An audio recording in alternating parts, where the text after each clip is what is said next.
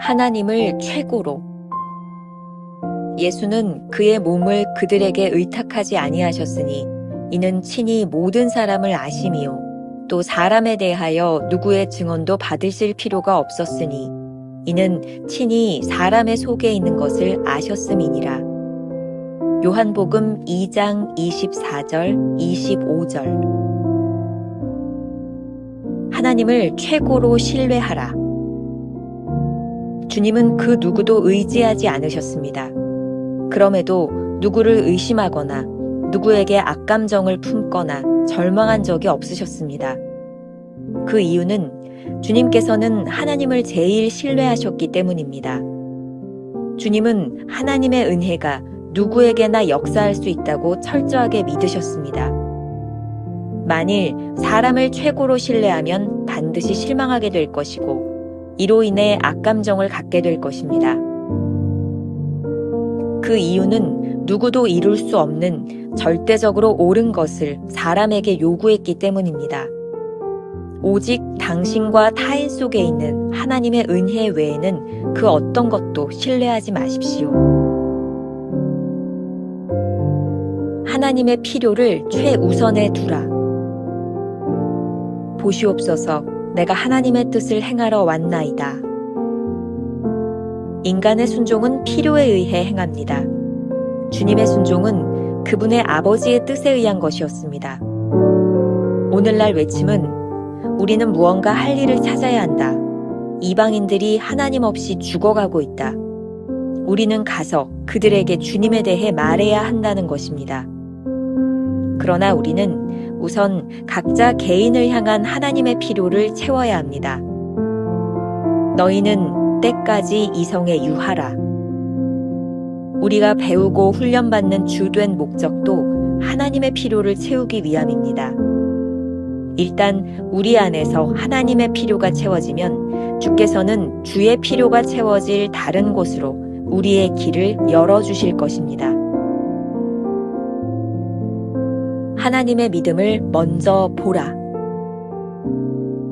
또 누구든지 내 이름으로 이런 어린아이 하나를 영접하면 곧 나를 영접함이니.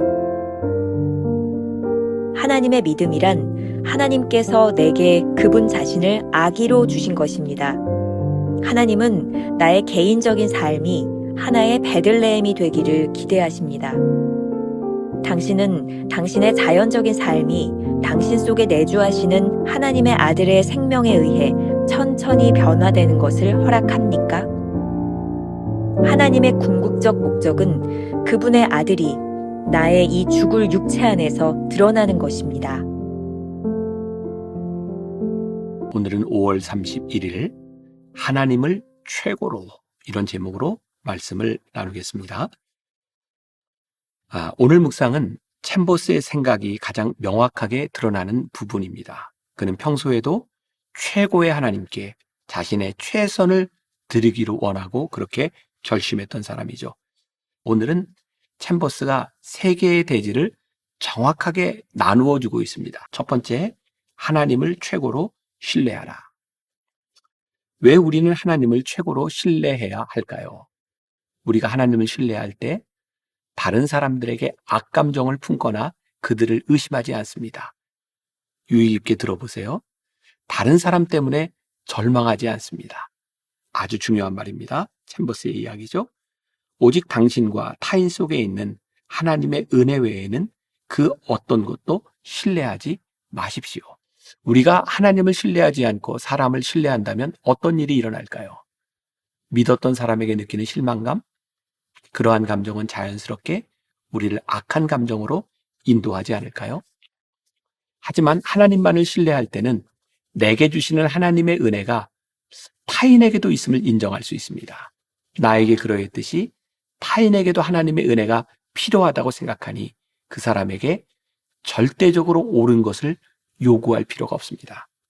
신기하게도 하나님을 최고로 신뢰하는 것이 인간관계를 푸는 열쇠입니다. 하나님을 신뢰하면 사람에게 실망할 필요가 없어지기 때문입니다. 하나님을 최고로 신뢰하면 사람들에게 실망할 필요가 없습니다. 두 번째, 하나님의 필요를 최우선에 두라. 히브리서 10장 9절에 보면 보시옵소서 내가 하나님의 뜻을 행하러 왔나이다 라는 주님의 말씀을 기록하고 있습니다. 주님의 순종은 전적으로 아버지의 뜻을 행하기 위함이었습니다. 우리도 무언가 할 일을 찾아야 한다면 그 일은 하나님께서 우리에게 무엇을 원하시는지 알고 행하는 것입니다. 챔버스의 말입니다.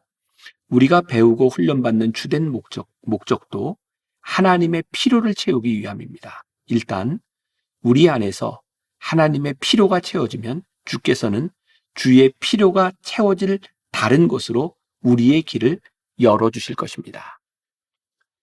하나님의 필요를 최우선에 둘 때 우리는 자연스럽게 훈련받고 성장합니다. 하나님의 필요를 자각하고 살아가는 크리스천들은 자연스럽게 제자의 삶을 삽니다. 후안 카를로스 오르티즈 목사님의 제자입니까에 제자의 삶이 필요한 이유를 이렇게 말하고 있습니다.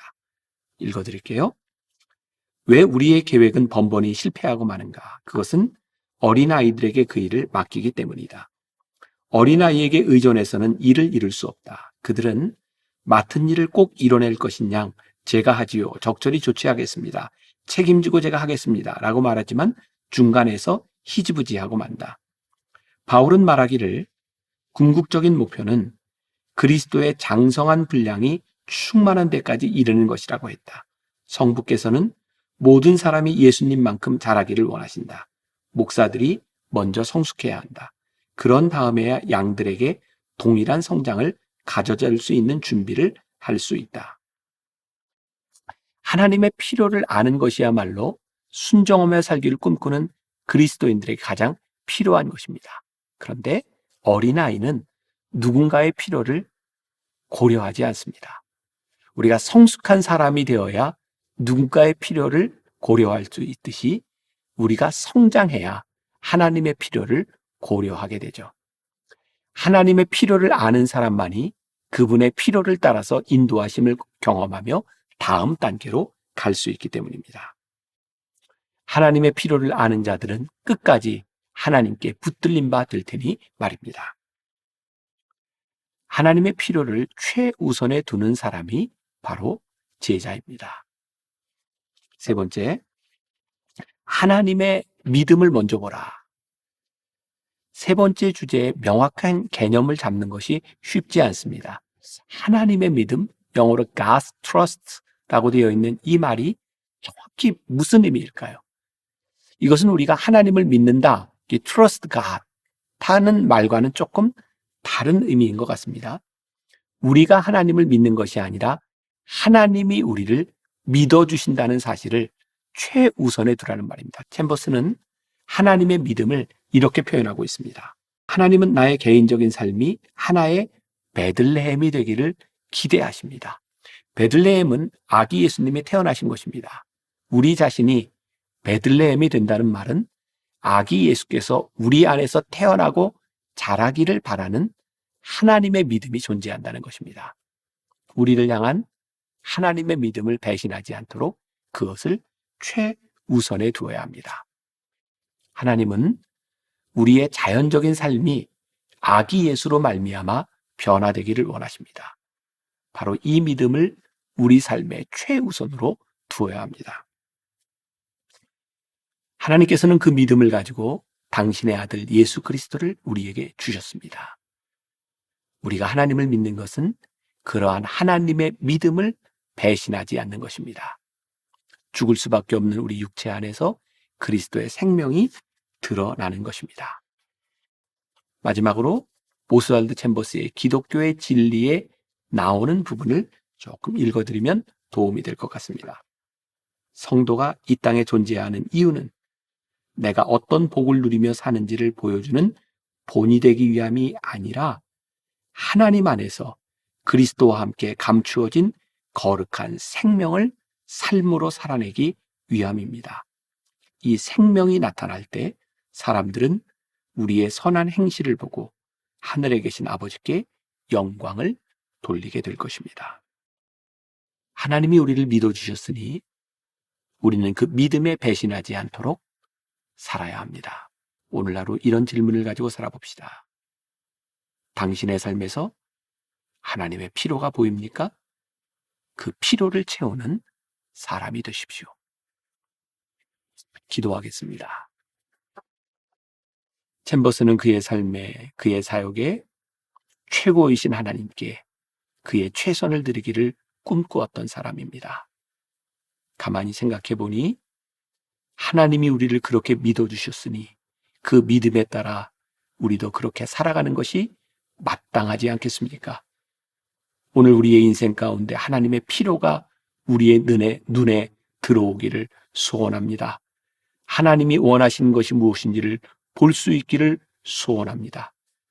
하나님의 필요를 채우는 사람이 될 때 우리를 그 다음 단계로 인도하시는 하나님의 손길과 우리가 제자로서 살아가는 그 삶을 고백할 수 있는 성도들이 되게 하여 주옵소서. 오늘 하루 주께서 우리의 삶을 인도하시고 충실한 제자로 살아갔구나 고백하는 하루가 되게 하여 주옵소서. 예수님의 이름으로 기도했습니다. 아멘.